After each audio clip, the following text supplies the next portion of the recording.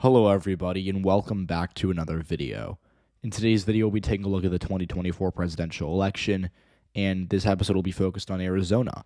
We'll be talking about Donald Trump's path to victory here, looking at how viable it is, and we'll start by beginning to explore the potential consequences of a red Arizona. So, Arizona in and of itself is not too important for Trump. Obviously, he'd love to have it back, but it will not win him the election on its own. What it will do is provide a valuable substitute for maybe losing Nevada or Wisconsin. So let's say he loses Nevada and Wisconsin, which states he would otherwise very much like to have. He can win through winning Pennsylvania, North Carolina, and Georgia. And that is obviously very important to him because if he were to lose Arizona, he would have no margin for error in these other states. So Arizona, I would say, serves as a pretty good, backup state. It's not the best state for him, but it's also not a state that he can't win. So for that reason, I think he's going to focus on it a lot, and obviously there is upside for him here. So I do want to begin by looking at the 2022 election results here. We saw Democrats do very well in Arizona last November, and that was to an extent surprising. I think Mark Kelly was favored to win by most people. If you watch my final prediction, I had him winning by, I think, 2 or 3 points. But the thing with this race was that Kelly won by 5. He won by a lot more than I was thinking. And if you look at how he did in a lot of these counties, he did very well in Maricopa. That's where Phoenix is. He won it by 100,000 votes. And in these rural counties, he actually made up a lot of ground. You know, like you look at Greenlee County, which Trump won by a lot. Kelly only lost it by 18. Kelly also did very well in Pinal County. He got 43% there. He got to 35% in Gila County. And he got to 30% in Graham County. So he did well in the central part of the state specifically, and that was a surprise to many people, even though he was expected to win. But the governor's race was even more surprising because most people, myself included obviously, got this race wrong. Carrie Lake was favored. She was leading in almost every poll, and I think the race was going to be close, but Katie Hobbs was also never really considered towards the end of the campaign to be favored. But she, like Kelly, did very well in Maricopa County, won it by 40,000 votes. And she was also able to improve on the margins that Biden got in the rural counties in the center, like, Pinal County did pretty well there, did pretty well in Greenlee County, Graham County. And she did lose some ground in Yuma County, which I think was pretty bad for Democrats universally last year. But overall, she won a race she was not expected to win, and that was a big victory for Democrats. We saw similar results in the down ballot races. The most important down ballot race is the Secretary of State race, which got a lot of coverage because the Republican was an election denier, and Adrian Fuentes, the Democrat, won that race by just under 5%. And then Democrats obviously did lose these other races like mine inspector or corporation commissioner, but they won the attorney general race very, very narrowly. It was by like a couple hundred votes.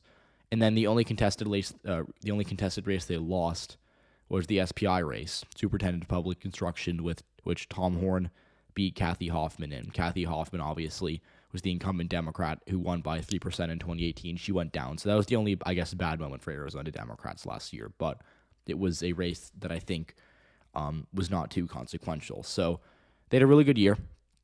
And it's coming off of a good year in 2020 where Mark Kelly won his 2-year term and Joe Biden won the state.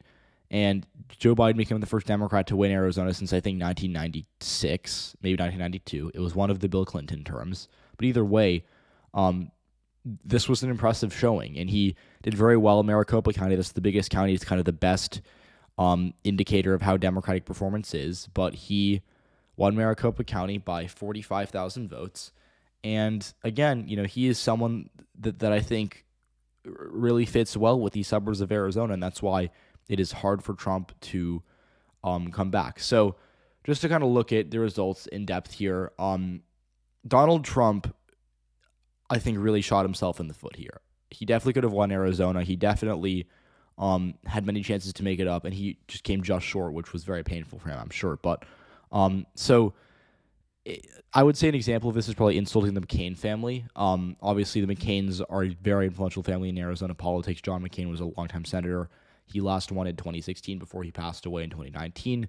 But he won a lot of landslide victories, and he had a lot of sway over the conservative electorate within the state. And Arizonans like him. In most polls, you'll see the majority of Arizonans say they approve of John McCain. And it's also important to note that in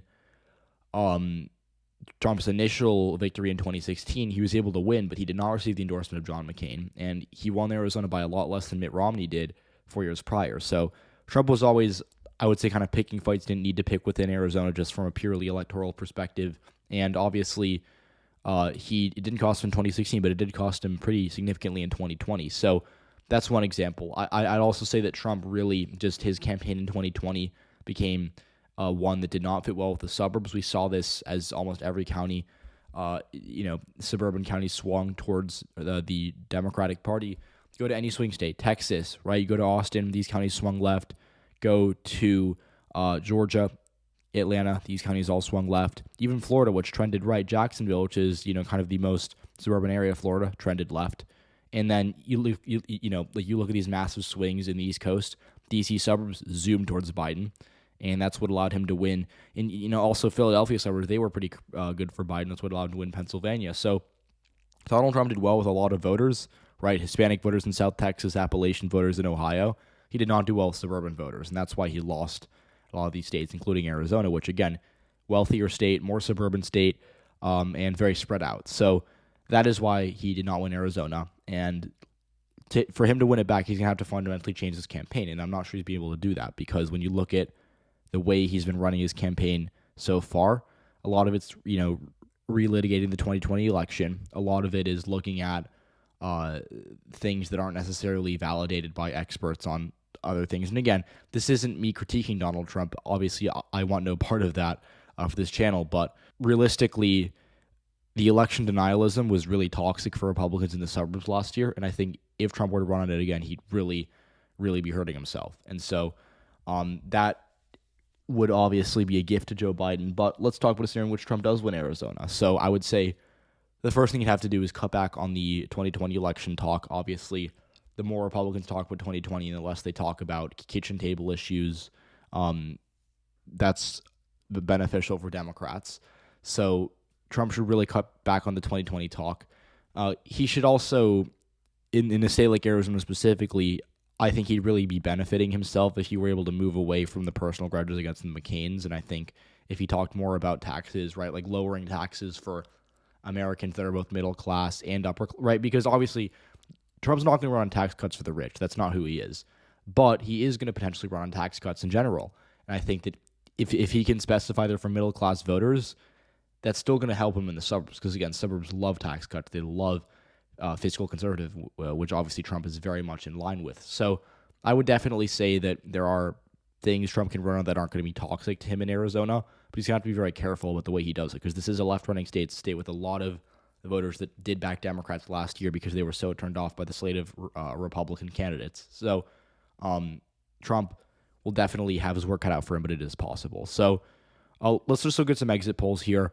The first thing I want to look at is white voters who backed Trump by only 6% in 2020. But in 2016, they were better for him. He won white voters by 14, so Biden did 8% better with white voters than Hillary Clinton. And again, a lot of that came from the suburbs.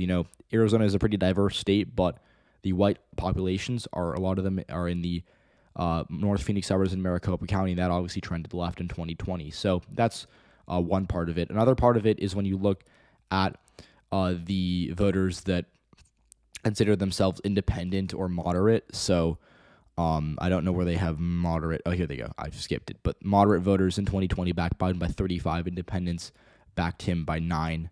And in 2016, it was different. Donald Trump benefited from that to a lesser extent. He lost moderates by 17. He lost them by twice that in 2020.